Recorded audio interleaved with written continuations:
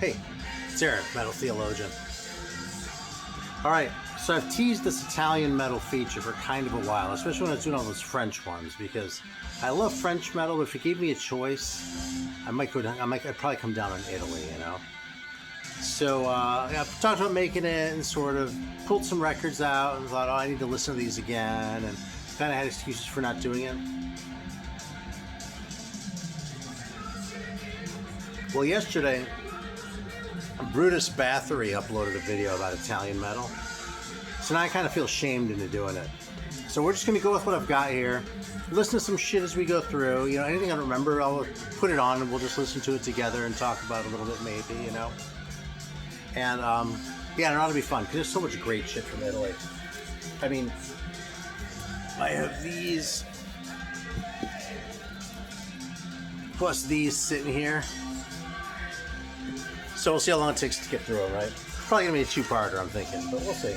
There's probably more on the shelf that I overlooked too. So, anyway, right now we're listening to Dark Lord. I mean, that's definitely sort of the kind of cover that gets me interested, right? Yeah, and titles like Satan's Hammer and In the Middle of the Night. Yeah, that's my kind of shit. Looks all primitive too. Gotta love it, man.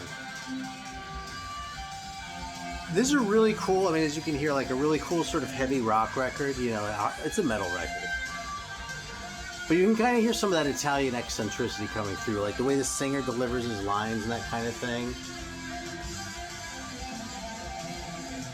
And there's sort of like a little bit of a wall of sound thing going on here too, which I don't think is due to bad production particularly. It's not the greatest produced record, but it's totally fine, you know. I mean, it's better produced than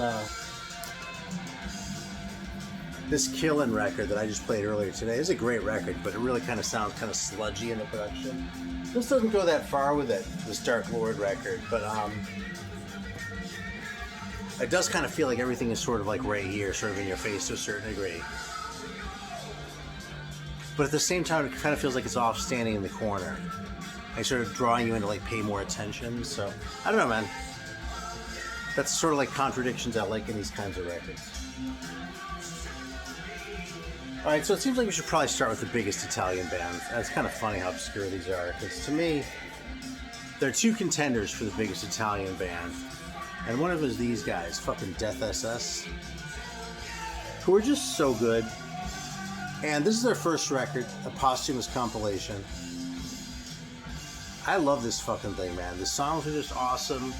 They're kind of creepy, they're kind of dark. And it's mostly the brainchild of Steve Sylvester, but it's funny because he wasn't in the band the whole time, you know? So it's like, he sort of like, oh, Death SS. The SS means Steve Sylvester. It definitely isn't like a Nazi thing. I'm like, bullshit, dude. You're totally fucking trying to be edgy. And it's okay. We get it. You know what I mean? You know, it's one thing to be like an outright Nazi. It's another thing to just be sort of, you know, doing something somewhat distasteful in order to get attention. I mean, all the fucking punk bands in the 70s would do it when bands were like, you know, the Sex Pistols and the Dead Boys and shit. They were wearing swastikas and no one like really seems to have considered for a second that they might be Nazis. So, yeah, so Death SS doesn't really upset me too much. And instead of that one, actually, I don't have a whole lot of these Italian rarities, but this bad boy has gotten pretty hard to find. And interestingly, Steve Sylvester isn't on this one. They have this other guy named Sanctus Goram singing, who actually looks like his name ought to be Sanctus Goram. I'll show you in just a second. We're going to fire this bad boy up to give us a little bit of a sample.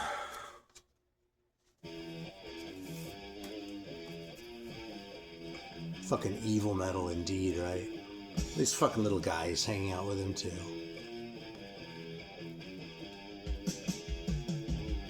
Yeah, there isn't a really good picture of him on here. I mean, there he's credited right there, right? But on this one actually, because the songs off this one appeared on this LP too. But that's Sanctus Goram right there. I mean, what does he look like? He looks like a fucking guy named Sanctus Goram. That's what he looks like. I don't really know what the deal was with him. He seemed to be in the band briefly, like Steve Sylvester left for like maybe a year, I don't know, and he came in and they cut it. But this is cool, and it really has the Death SS vibe. And it's rare that a band like this can change their singer and still maintain a certain sort of vibe, you know? So I gotta tip my hat to the dude, you know?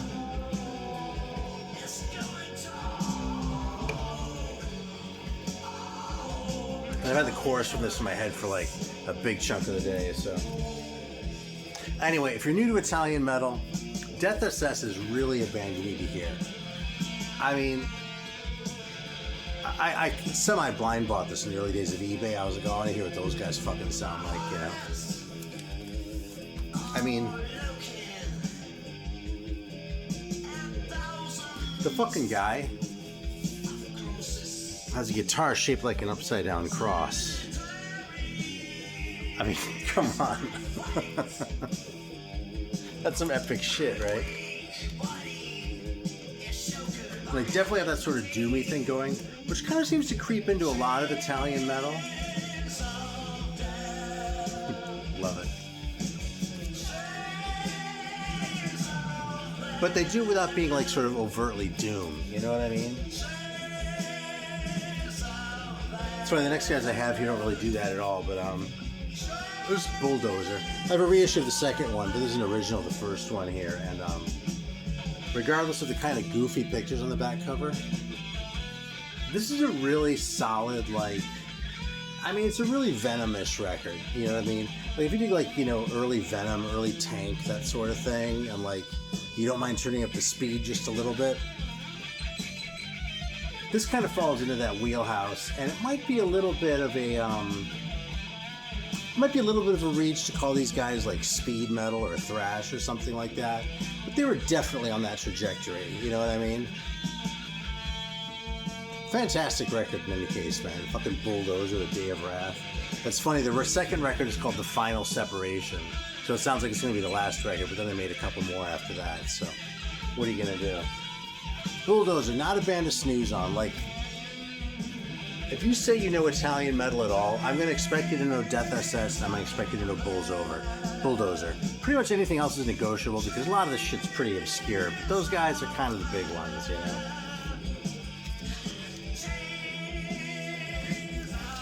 This one kind of changes paths again. This one is 91 actually, and it is Wixmer, I guess, the sire of Wixmer. And this is probably as much as you ever got by way of like epic metal coming out of Italy. But I'm gonna throw this on for a minute too. I think you've got a little bit of a taste of the Death SS. This is definitely the groove, you know what I mean? And I think there's a Paul Chain solo album in the stack, but if not, Paul Chain, who is a guitar player for this band and who left kind of early on, his solo stuff kind of aligns a little bit more, I think, with this vibe than some of the later Death SS stuff. Like, I think the first real Death SS record came out in like '88 as In Death of Steve Sylvester. And I showed it recently, and it has Steve Sylvester on the cover, like, dressed up like a Baphomet, which is, frankly, one of the funniest fucking record covers I've ever seen in my life. But,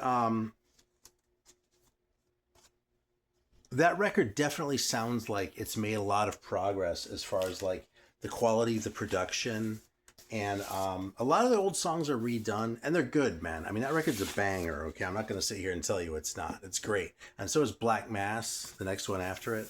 And those are the only ones I have myself. This is kind of unusual, even in the early 90s, but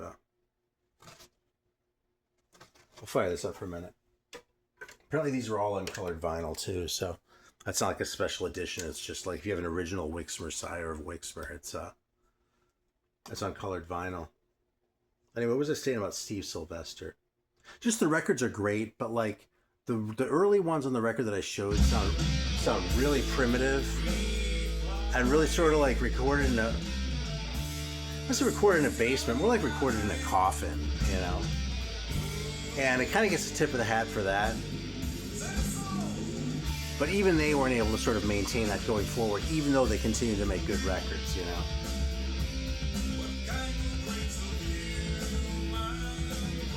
Love the accent on the singer, right? And see how this is more like sort of a traditional metal record, though. It's a little sort of bigger, you know what I mean? Got the sort of grand thing going on a little bit. Not the level of like a Manowar or something like that, but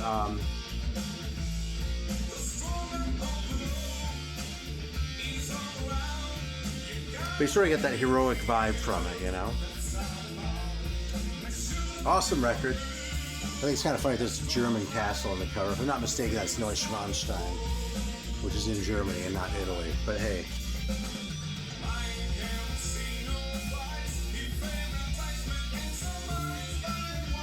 Yeah, really cool piece. Comes with an insert.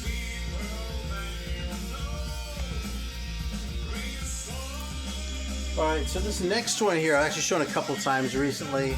I still think the name is funny because I don't know what the fuck they were thinking when they called themselves Shite. I played some of this one recently. When I first got this record, I was like, yeah, that's cool, and I kind of filed it away. But then I pulled it out again, and I was like, man, the songs on this thing are really good. I mean, there's a little bit of your Italianness going on right there, you know? Posted a nonsensical quote, "Shadow under a cross of one holy yoke at the twilight of the earth." I don't know what that means. But maybe if I translated it back into Italian, it would make more sense to me. Really cool record, man. This is really pretty much just a straight-ahead heavy metal record, you know? No specific, like, one thing where it sounds like that's what they're going for, either stylistically or in terms of, like, an obvious influence or something. You know, like with Diamond Head, you can tell that they were totally influenced by Led Zeppelin, right? These guys don't really have that going on any specific front, at least not that I've been able to identify. Oh, by the way, that thing gave the acronym for the name. So I guess it's Shadow under a cross of one holy yoke at the twilight of the earth, which spells Shite. Which is really up there when it comes to unfortunate band names. I'm gonna bounce around a little bit here.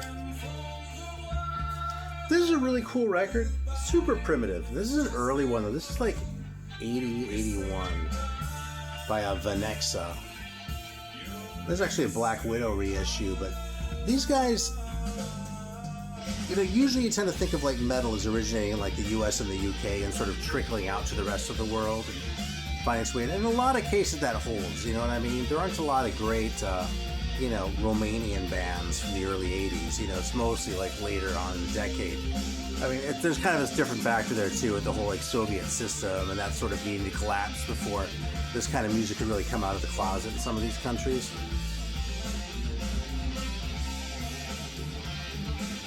When it comes to countries like Italy, you're usually dealing sort of like more like 84 onwards, you know what I mean? Like post like Number of the Beast and some of the other big records that have come out, you know, British Steel, Screaming for Vengeance, and those sorts of kind of obvious influences on everyone who's interested in this kind of music at all, right?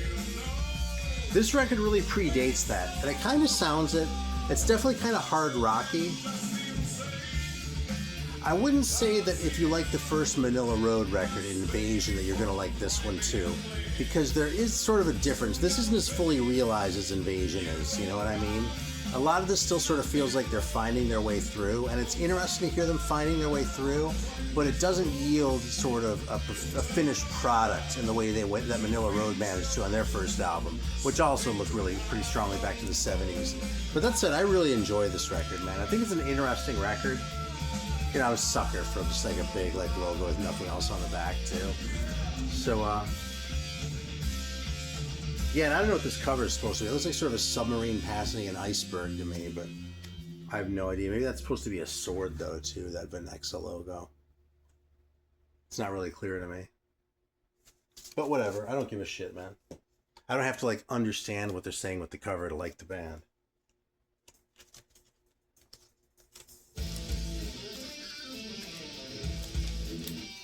All right, here's another cool band that I haven't seen getting a whole lot of love, but these guys are really kind of straight ahead metal.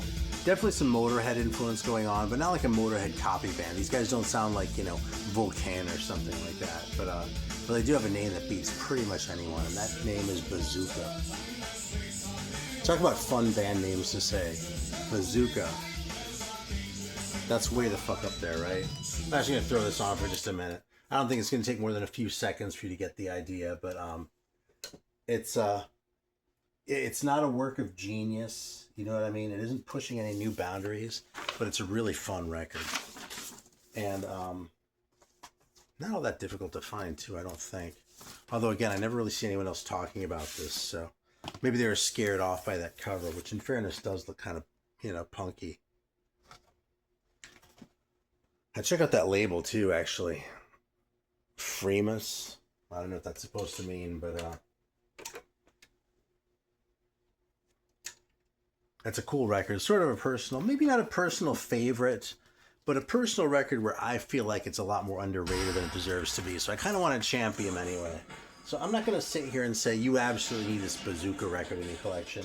But I'm going to say if you start getting into the Italian shit and you're looking for that kind of thing, don't snooze on fucking Bazooka, man.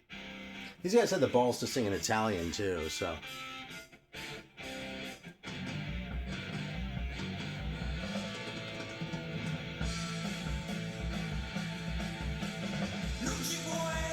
That was kind of meat and potatoes. Doesn't sound like Motorhead. It doesn't sound like AC/DC.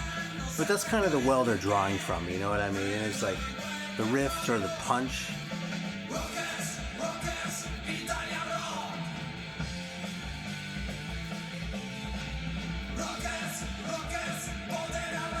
Good shit, man. Alright, who else do we want to talk about here?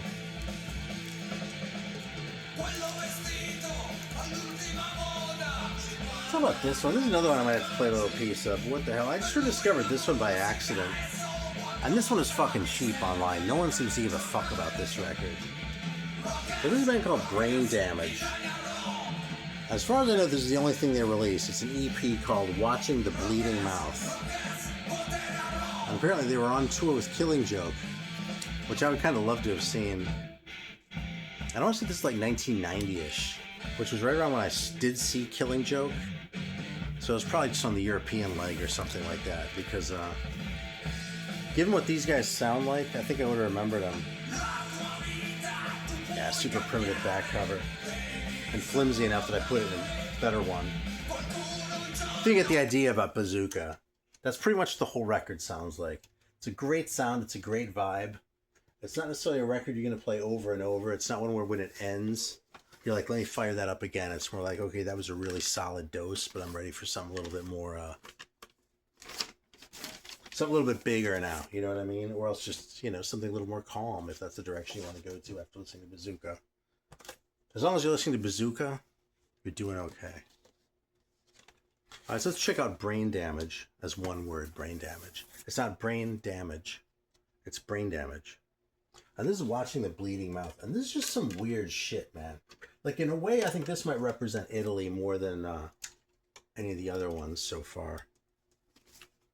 Try and double check the speed. It says 45 on it, but so does the Dark Lord record, and it actually plays at 33.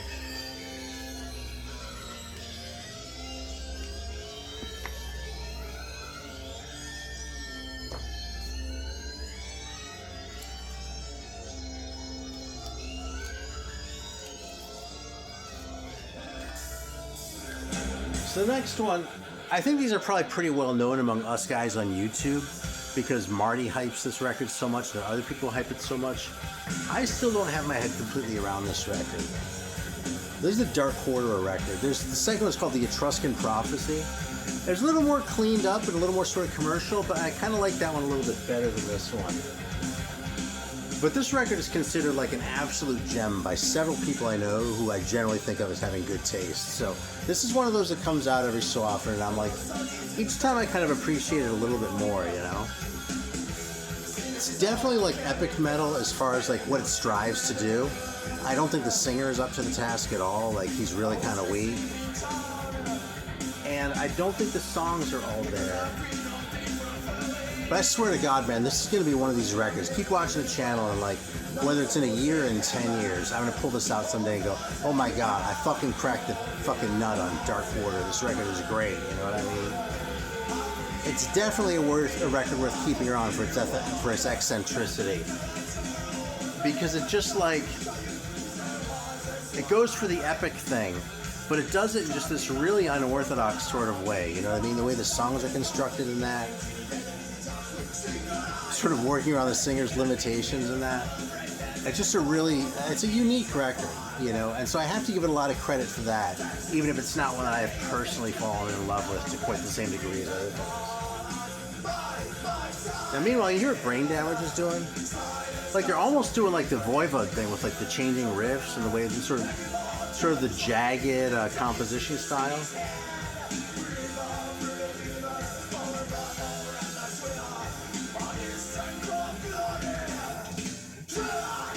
I kind of love there aren't any pictures of the band on this, you know what I mean? It's just like this sort of enigma.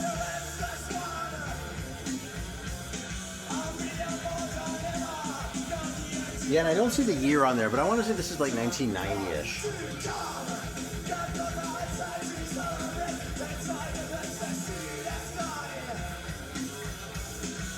Alright, so who's next? Let's talk about Gunfire for a minute, actually, because I actually played this in another recent video. Really cool record. This is a reissue that has like the original EP on one side and then demos on the other. I'd like to find an original, but do I care enough? You know. When it comes across my path, I'll grab it, but I'm not going to go hunting for it. This is just a really cool heavy metal record, though. Also not super, like, wearing its Italianness on its sleeve. But the Italian bands didn't always do that, you know? There would just be sort of a little something charming about them, you know? And I talk about Swedish Magic and Cleveland Magic. There's really kind of an Italian magic thing, too, but Italian magic is more like chaos magic, you know what I mean? It's more like you light the black candles and see what comes, as opposed to like Swedish Magic, where it kind of feels a little bit more deliberate, a little more of like, I don't know, just something in the water they're drinking up there that fucking just makes shit come out really nicely, you know?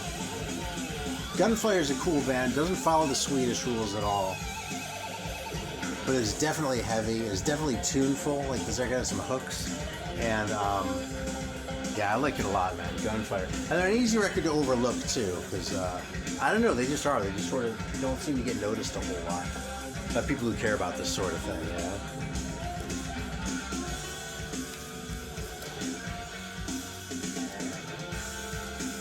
Let's get this one out of the way, man. I gotta talk about Black Hole, right? Classic, well-loved in the community. More loved in the community than by me.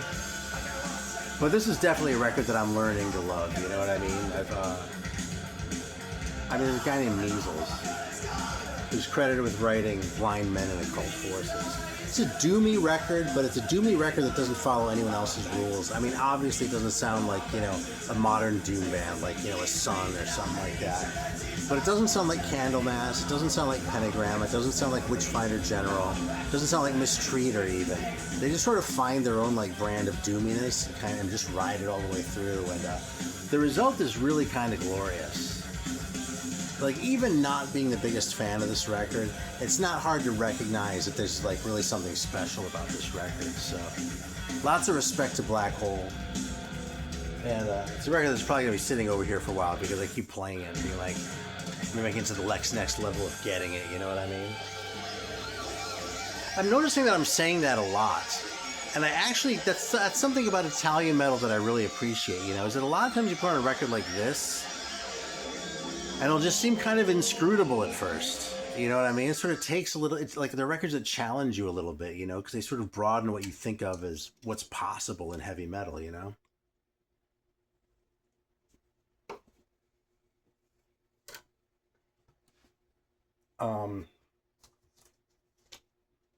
What do you want to pull out next? First thing I want to do is put this away so it doesn't get dropped and I don't put my fingers all over it or any bullshit like that, right? Because we do take care of our records around here. In fact, you'll notice that I never pinch them by the edges. It's always one of these sliding out of the sleeve. It's deliberate, man. All right. How are you doing for time? We can talk about one or two more here. Let's talk about Danger Zone. This is kind of a fun one to show because I got this ridiculously cheap. Like, if you know what this goes for, you're probably getting mauled. When I say that I paid $6 for it, and this is a test pressing that I found at a local shop when I was living in LA. I don't know what the hell they were doing there with a Danger Zone test pressing, but this is a great record. The cover really doesn't look all that metal. I come to think of it, the guys don't really look all that metal either. I mean, this guy, that guy. But the songs on this are just fantastic, man. It has a great vibe. It has some of that eccentricity.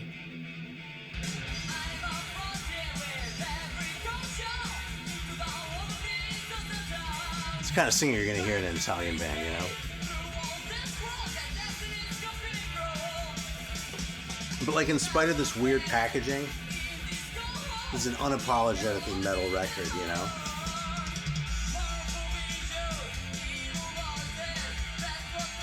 Yeah, I've had this for like 25 years, and I still can't figure out what the hell this cover's supposed to be, you know? But that's where you just gotta roll with it. It's 84, by the way, from Italy, so...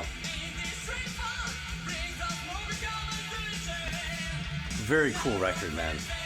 Like, this is one of those records where you see people are paying for it, and then you listen to it and go, oh yeah, I can see why. Yeah.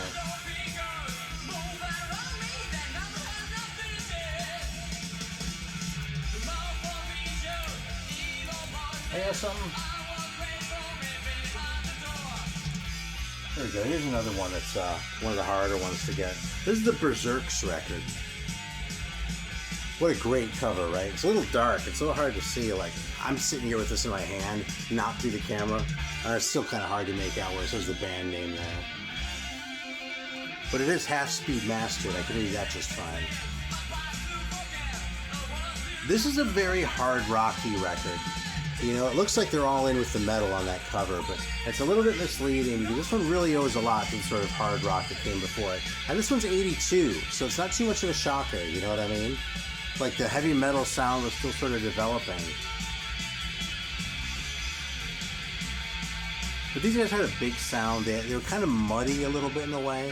And again, sort of drawing these like rock and roll tropes to put together a record that's really pretty heavy, really pretty rockin', and a fun listen. Like, if you like that new wave of British heavy metal shit, you'll probably appreciate this record a lot, you know? And I'm not talking about like Iron Maiden, I'm talking about like the barroom stuff. I'm talking about if you like Ricochet, if you like, you know, Wicked Vicar, if you like Trucks or Trespass. If you dig bands like that, you're probably going to really dig Berserks. It's a very cool record. And one I was pretty stoked to get my hands on when I found it too.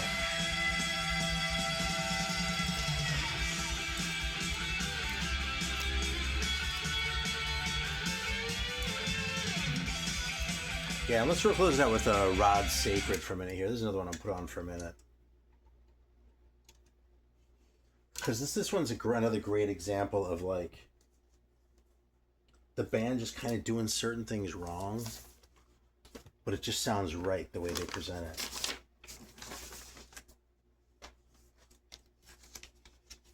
First of all, man, how about that cover? Fucking Rod Sacred. Like, it's already a funny name too, right? But they're all looking kind of dirty. Which is how you want your metal bands to look, right?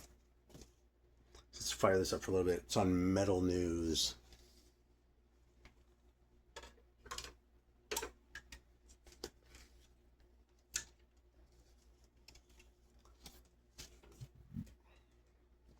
This is one of those where I wouldn't say necessarily as earworms, but it's one of those where every time I put it on, I'm like, oh yeah, I remember this record really well, you know? Not shit that I'm like humming to myself standing at the urinal and at work, you know?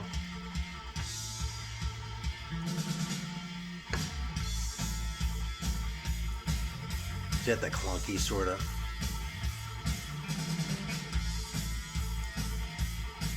Yeah, it's a 4-piece band. Looking for when this came out again. I want to say later in the 80s.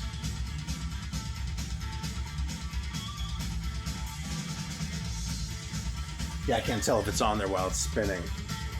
A really cool vibe though, right?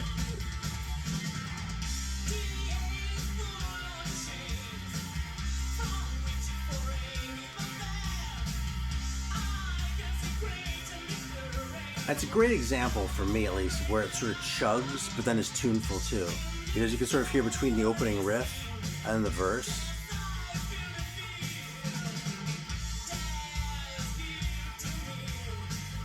And the performance is solid too. So yeah, man, Rod Sacred. Honestly, don't let the cover scare you off, but I actually bought this because of the cover. the cover draws me in. You know what I mean? So if you're looking to me for like advice, you probably already know not to be scared off by a cover like this, because this isn't a get scared off cover, it's a take your wallet out cover.